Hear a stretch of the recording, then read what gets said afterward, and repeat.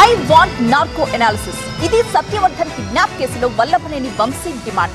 ఇంతకీ వంశీ ఎందుకు narco analysis test కావాలంటున్నారు? వంశీకి నార్కో అనాలిసిస్ టెస్ట్ చేస్తే సత్యవర్ధన్ కేసులో సత్యం బయటకొస్తుందా? ఈ స్టోరీ చూద్దాం. సత్యవర్ధన్ కిడ్నాప్ కేసులో రోజుకో కొత్త ట్విస్ట్ బయటపడుతోంది. ఈ కేసులో వంశీతో పాటు మరో ఇద్దరు నిందితులు లక్ష్మీపతి, శివరామకృష్ణను కృష్ణలంక పోలీస్ స్టేషన్లో 3 రోజుల పాటు పోలీసులు విచారించారు.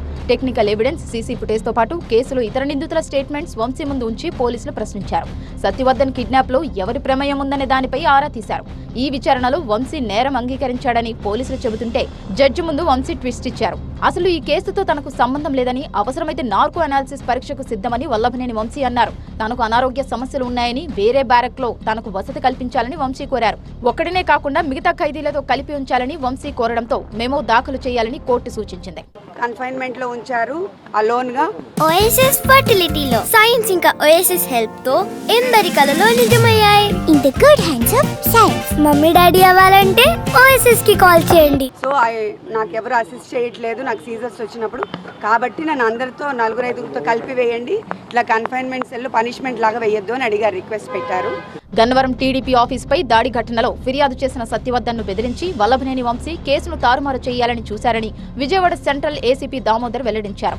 వల్లభనేని వంశీతో పాటు అతని అనుచరులు సత్యవర్ధన్ను కిడ్నాప్ చేసినట్లు తమ వద్ద ఆధారాలున్నాయని స్పష్టం చేశారు. సీసీ ఫుటేజ్లు ఉన్నవి, ఇవన్నీ ఏమీ అబద్ధం ఆడటానికి ఛాన్స్ లేదు కాబట్టి వాటిని వెళ్ళాను, వచ్చాను, మా ఇంటికి వచ్చాడు, మేమేం కిడ్నాప్ చేయలేదని చెప్పడం జరిగింది.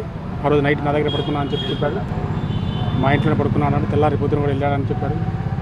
ఆ కార్లో తీసుకెళ్ళింది, కార్లో వచ్చింది అతను కూడా చెప్పాడు. వైజాగ్ వెళ్ళింది, అదంతా కూడా క్లియర్ కట్ మనకు అంతా ఎవిడెన్స్, డాక్యుమెంటరీ ఎవిడెన్స్ ఉంది. ప్లస్ సీసీ ఫుటేజ్లో మన హైవే మీద కార్లు క్రాస్ అయిన చెక్ పోస్టుల దగ్గర, టోల్ గేట్ దగ్గర చెక్ పోస్ట్ దగ్గర క్రాస్ అయినట్టుంది.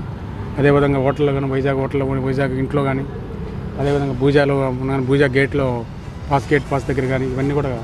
తాజాగా పోలీసులు వంశీపై మరో 2 కేసులు నమోదు చేశారు. అక్రమ గ్రావెల్ తవ్వకాలకు పాల్పడ్డారని మురళీకృష్ణ అనే వ్యక్తి ఫిర్యాదు చేయగా, గన్నవరంలో తమ భూమిని కబ్జా చేశారని సీతామహాలక్ష్మి అనే మహిళ సిట్కి ఫిర్యాదు చేయడంతో ఈ కేసులు నమోదయ్యాయి. అయితే ప్రభుత్వం కావాలని వంశీపై తప్పుడు కేసులు పెడుతోందని, ఈ కేసులు కోర్టుల్లో నిలబడవన్నారు వంశీ తరపు న్యాయవాది చిరంజీవి. ఒక దాంట్లో బెయిల్ వేసాం, ఇప్పటికి ఎన్ని కేసులు కట్టారో తెలియదు. 10 అంటున్నారు, 8 అంటున్నారు, 9 అంటున్నారు, 11 అంటున్నారు. వాళ్ళ ఇష్టం వచ్చిన సెక్షన్స్ నంబర్స్ చెప్తున్నారు.